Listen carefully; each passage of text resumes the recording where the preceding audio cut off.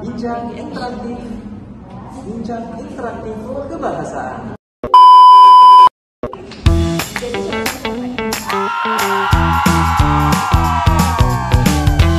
Assalamualaikum warahmatullahi wabarakatuh. Bagaimana kabar-kabar teman-teman semua? Jadi pada kali ini merupakan episode pertama untuk acara Binar Bahasa, yaitu Bincang Interaktif Kebahasaan. Nah, kebetulan pada sesi kali ini kita akan membahas tentang apa itu pewara. Nah, kebetulan di samping saya sudah ada salah satu teman saya yang merupakan rekan duta bahasa juga di DKI Jakarta. Mungkin boleh perkenalan dirinya dulu, Kak. Ya, halo teman-teman Binar Bahasa. Saya Naila Auta, mahasiswi PBSI semester 5. Terima kasih kalian sudah diundang di acara Bincang Binar Bahasa ini. Oke, Kak, sebelumnya mungkin aku memperkenalkan diri dulu nih. Kalau aku sendiri merupakan Rian Dugianto. Untuk kali ini merupakan salah satu media pembelajaran saya dalam mengimplementasikan materi-materi tentang kebahasaan. Nah, Binar Bahasa itu apa sih, teman-teman? Jadi Binar Bahasa merupakan bincang tentang kebahasaan. Jadi kita bakal mengulik lebih dalam tentang kebahasaan dan menghadirkan narasumber yang luar biasa juga. Salah satunya Kak Naila ini. Nah, Kak Naila, kita juga punya jargon nih. Jadi kalau misalkan saya mengucapkan Binar Bahasa, kita bisa bareng-bareng menyebutkan bincang interaktif kebahasaan. Oke, bisa? Oke, Binar Bahasa.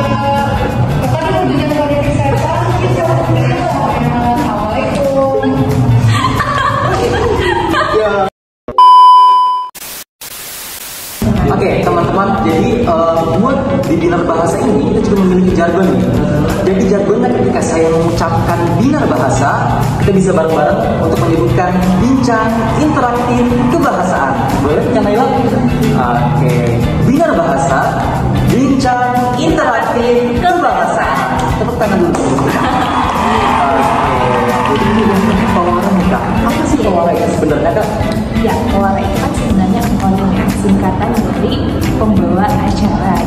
Jadi artinya adalah orang yang memandu berjalannya acara.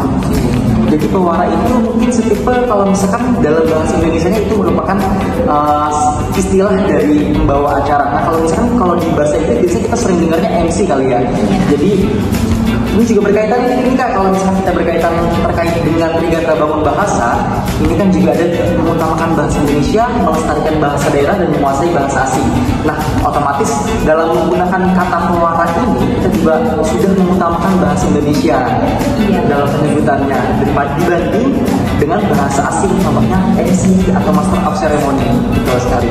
Nah, Kak, mungkin selanjutnya nih, Kak, kalau dari Kak Naila, sebenarnya peran dari pewara itu seperti apa sih, Kak? Perannya kan memang kita memandu acara. Selain kita memandu acara, kita juga membawa suasana. Jadi biasanya menyesuaikan kondisi acara atau situasi dalam acara tersebut gitu. Apakah acaranya itu akan dibuat formal, informal dan lain sebagainya. Jadi menyesuaikan.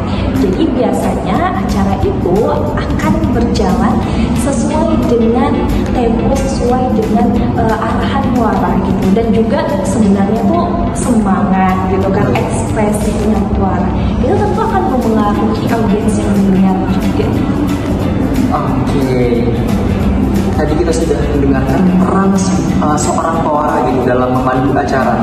Nah, selanjutnya mungkin kita langsung belajar ke keterampilan dasar pewaranya kali ya, Kak. Karena ini merupakan salah satu aspek penting dalam mengimplementasikan sebagai seorang pewara gitu atau pembawa acara. Nah, kalau dari Kak Naila sendiri, sebenarnya keterampilan dasar pewara itu apa saja sih, Kak? Keterampilan dasar pewara itu ada vokal, teman-teman, vokal, lalu kemudian penampilan, yang kedua, yang ketiga itu ada bahasa, dan yang keempat itu percaya diri. Oke. Boleh jelaskan nggak satu-satu, Kak? Ya, jadi yang pertama tadi vokal, kita harus memiliki vokal yang jelas, A, I, U, E, O nya itu jelas. Artikulasinya ya, Kak? Artikulasinya itu jelas. Jadi muara itu jangan datar. berikan penekanan, naik turun suara gitu. Kalau data kan otomatis audiens yang mendengar tuh tidak akan tertarik ya gitu ya. Nah lalu kemudian yang kedua tadi ada penampilannya. Penampilan kita sebagai pewarta itu juga menentukan konsep acara gitu kan. Kalau seandainya acaranya formal, nggak mungkin dong kita pakai bajunya baju yang seperti acara ulang tahun, iya, nggak mungkin ya. Mungkin ya. Jadi tentunya kalau acara formal kita bisa memilih memakai jas gitu kan, atau pakaian formal lah gitu yang sesuai dengan tipikal acara itu gitu. Atau mungkin acaranya itu punya konsep tertentu gitu kan. Iya, betul sekali. Karena dalam beberapa kegiatan juga, dalam beberapa acara memang ada tema-temanya tersendiri nih Kak dalam acaranya. Biasanya ini di acara-acara semi formal atau informal yang memiliki temanya, misalkan harus berpakaian baju warna hitam, semuanya berbaju warna hitam. Jadi supaya mereka itu sudah terbangun suasananya seperti itu, betul ya Kak? Atau mungkin dalam upacara kemerdekaan Republik Indonesia, yang pewarnanya biasa pakai baju apa? Kebaya kalau untuk perempuannya, karena memang mengimplementasikan seorang wanita Indonesia. Benar sekali. Atau juga bisa baju-baju adat yang ada di Indonesia gitu kan ya, kalau acara kemerdekaan gitu. Nah itu yang kedua, penampilan juga sangat berpengaruh untuk menggambarkan acara kita pada hari itu. Yang ketiga tadi ada bahasa atau pemilihan diksi gitu kan ya. Jadi kita harus seringkan orang memilih diksi, waktu dan tempat dipersilakan gitu. Sebenarnya itu kurang ini ya Kak? Kurang tepat. Kurang tepat ya? Apakah memang yang dipersilahkan itu waktu dan tempat, atau sebenarnya harusnya orang yang akan memberikan? Nah ini salah satu pembelajaran baru nih teman-teman.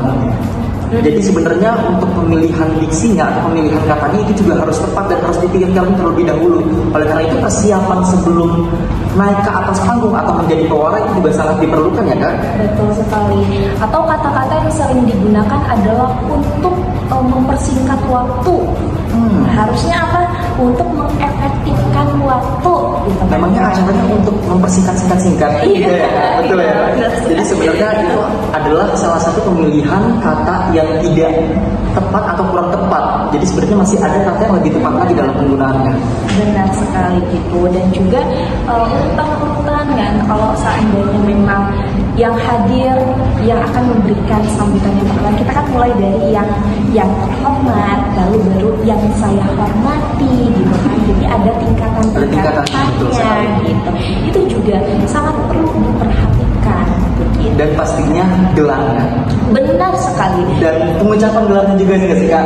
Karena kebanyakan orang-orang tuh tahu, oh ini gelarnya panjang, tapi nggak tahu cara mengucapkannya.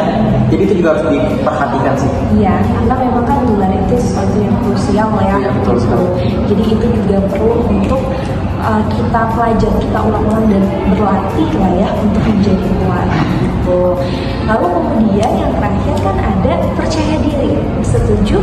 Iya, karena memang menjadi pewarna itu kan, coba bayangkan kalau kita malu-malu, nggak percaya diri gitu kan, nggak bisa dong membangun suasana, nggak bisa dong memandu acara, menjalankan acara itu, ya kan? Betul sekali. Karena sebenarnya punya pengalaman nih, kalau pas awal-awal dulu tampil gitu kan, biasanya rasa percaya dirinya tuh nggak terlalu menggelora atau nggak terlalu memasuki diri gitu. Jadi kayak, aduh belum pede banget nih. Jadi itu berimpact terhadap acaranya itu juga loh. Itu benar-benar sangat berpengaruh luar biasa ternyata kepercayaan diri itu. Iya benar. Kadang kita karena nggak percaya diri itu ketika memanggilkan, seandainya itu adalah acara yang semi formal gitu kan, dengan nada yang harusnya mari kita sambut bersama gitu kan. Betul. Itu kan biasanya naik. Tapi kalau misalnya percaya diri kita kurang gitu kan, itu tidak akan membangkitkan semangatnya audiens loh kan, gitu. Karena kita tuh udah takut menyebutkannya gitu. Nah itu juga salah satu tips nih teman-teman.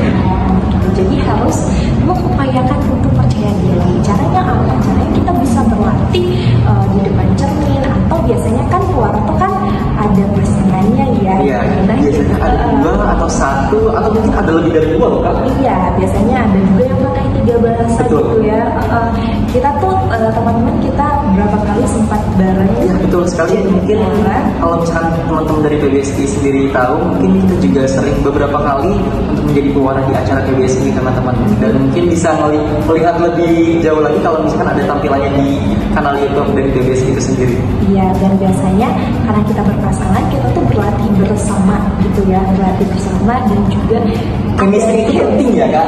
Betul sekali. Chemistry itu sangat penting buat pewarna yang memiliki pasangan. Chemistry dan tektokannya kan biasa kayak. Jadi kode-kodenya udah ketara nih.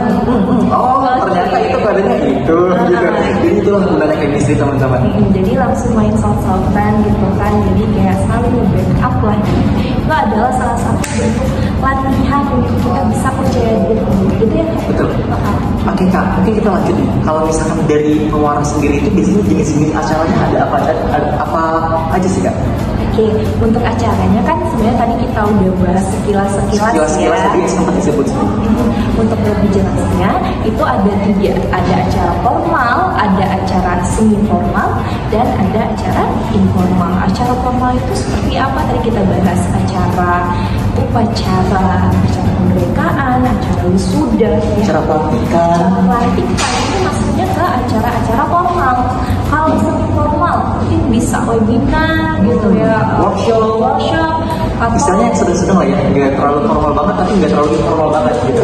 Bisa juga launching produk tertentu gitu kan, atau ya dan lain-lainnya lah ya gitu. Kalau acara informal mungkin acara ulang tahun. Betul sekali. Acara ulang tahun, lalu juga ada acara mungkin pentas, lalu juga ada acara konser. Itu kan nggak mungkin. Acara informal kan ulang tahun gitu ya, lalu festival ya. Festival mungkin acara-acara konser yang supaya suasananya lebih hidup gitu ya Kak. Betul sekali ya. Atau juga mungkin acara informal itu bidang buku gitu kan, itu kan biasanya supaya hidup ya suasana diskusinya kan, pasti suaranya itu informal gitu yang menghidupkan suasana lah, interaktif teman-teman. Oke, itu mungkin beberapa hal yang harus kita perhatikan di dalam pewarna atau pembawa acara. Nah kalau dari Kak Naila, kebetulan Kak Naila ini sudah sering gitu kan untuk menjadi pewarna dalam beberapa kegiatan. Boleh dong Kak dicontohin dulu mungkin pembukaannya deh Kak, pembukaannya seperti apa?